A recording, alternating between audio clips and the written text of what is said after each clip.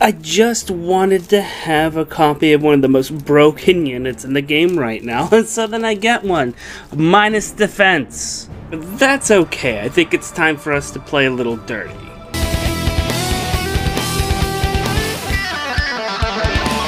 So I myself was just excited to see a new type of unit in a normal banner that meant that it was going into the normal pool. I mean, that was all the excitement I needed. I didn't need the unit to be good, but she is good. And even though I have absolutely terrible IVs on mine, it doesn't matter. Let's get to the builds. Let's get her digits. I don't even want to talk about the BST. I'm taking a break from that today. We're not even talking about the BST, but she has some really good scores here. She has an okay hit point total, not fantastic, not even compared to other dragons, but, you know, she has a good hit point total. She has an okay attack, terrible speed for the most part, not the worst, but if you're not first, you're last. It really is that simple. But wonderful, wonderful high defensive values in both of their scores. We can use that. Let's check out what she swings with. Great Flame. Wow. It's legendary. It is for her. It gives you +3 attack in addition to it being 16 might. That would be enough, but now it has a small little extra rider effect that if you have 5 more defense than the person you're attacking or being attacked by, there is no follow-up from that enemy.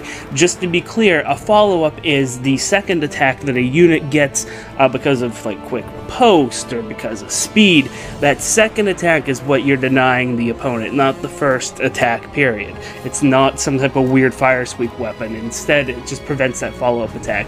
So we can definitely talk about that here in a moment and abuse that. Bonfire is here, Fury is here. These are 2 skills that you're probably going to want to put on her anyway, so they already took care of that for you, so that's nice.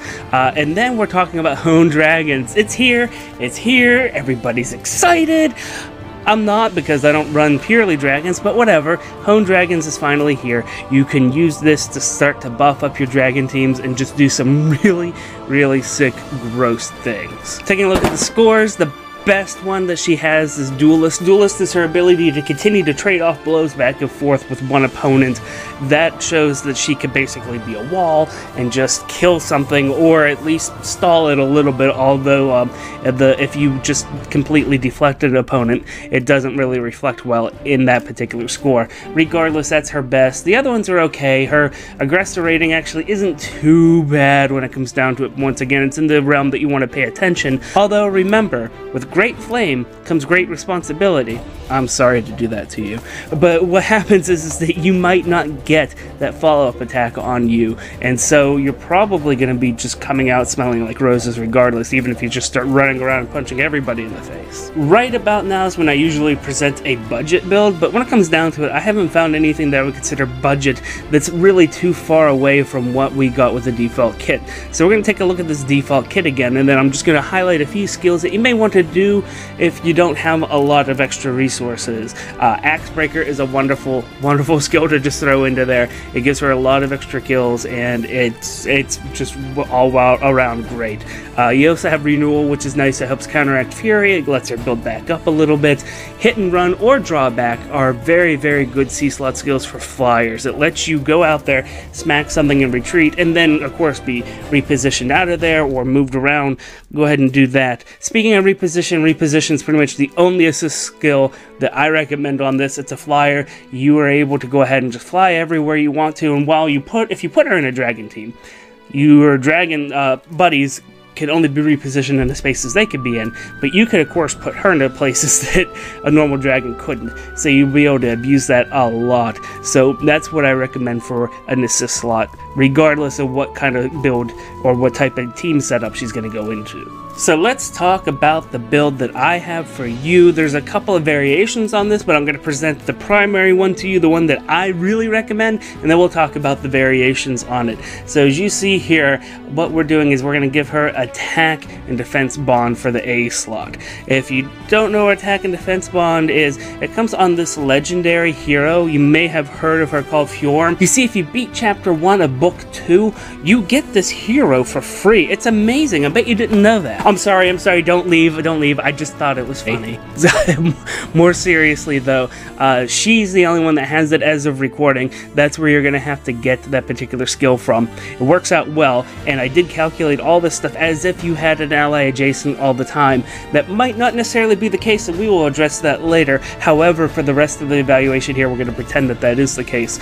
And it's worth me mentioning right now, if you are gonna have somebody next to Myrrh all the time in order to get this bonus, you might as well find a really good partner and have the support system going for them, because now you're just going to get extra buffs.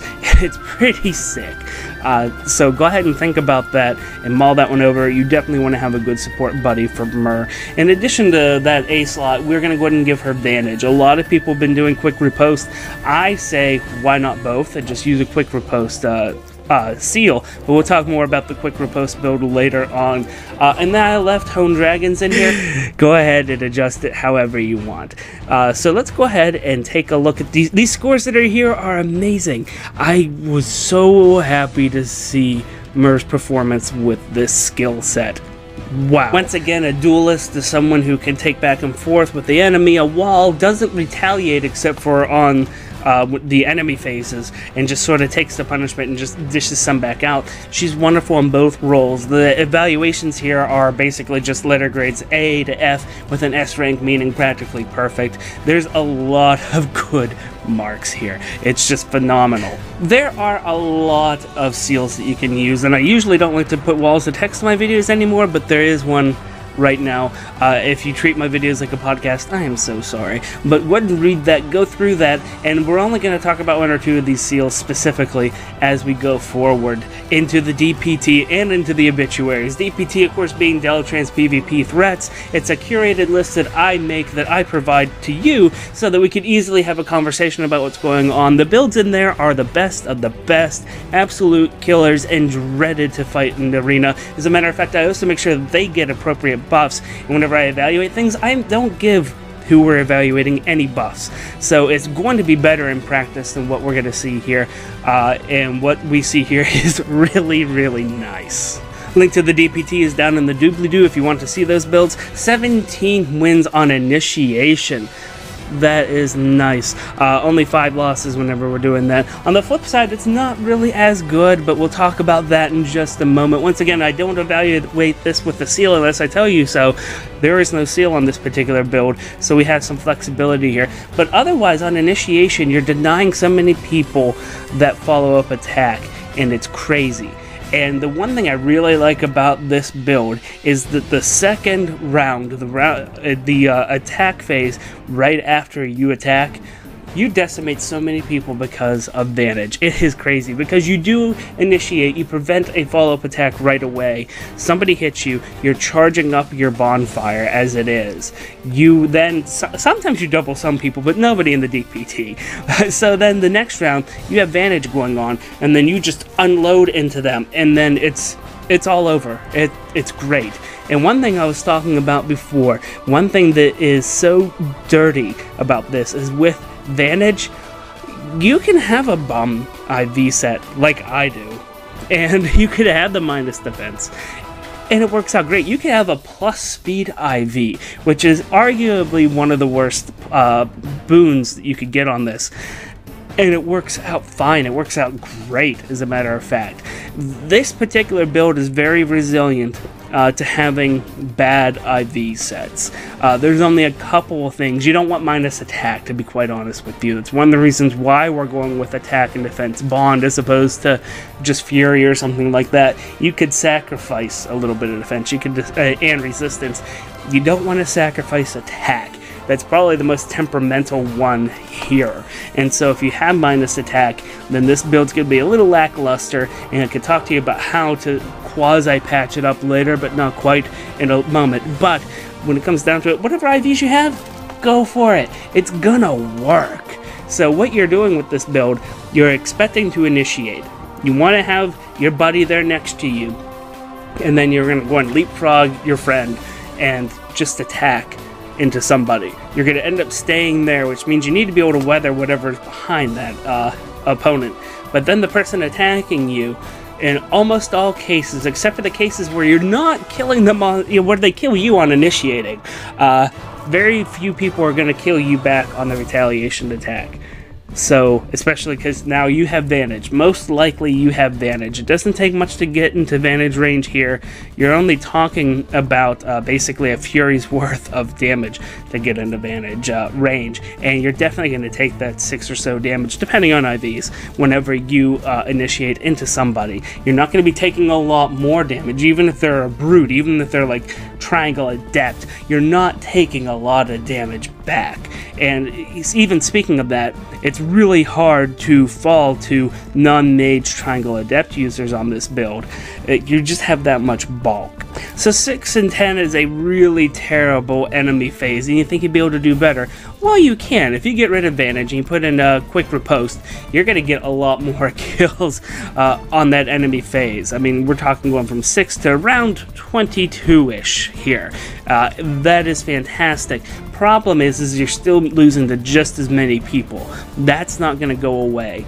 So one thing that you could do, of course, there's a lot of good seals. You can put Iot's shield in the seal slot, but it's not going to protect you all the way. There's still a problem with ranged people coming at you. So that's really hard to defend against. Otherwise, you just can't seem to recoup the losses that you were going to on enemy phase without having this Vantage there. Once you have Vantage going, it's like I said, you just catch so many things. There's really not too many people that are added to the list of going to kill you after you initiate on them and have Vantage. So there's a lot of good seals you could put on here. You could do the quick riposte seal and keep Vantage if you want. That's a really great combination. If you don't have that, Guidance is a great seal or B slot, to be quite honest with you. If you don't want her to do too much more other than support your team, between Hone Dragons and Guidance, that's exceptionally valid, and you probably have a Fortify somewhere in your team if you're doing Dragon Emblem. That's going to buff up her defenses even more, make it super safe for her to just go and stab somebody really quick, and then you can reposition them out of there and have your Naui or your Adult Tiki, whoever it is who's supposed to be doing that matchup, standing there ready to greet the enemy. Basically barely scratched the surface of this, but this particular build setup is great.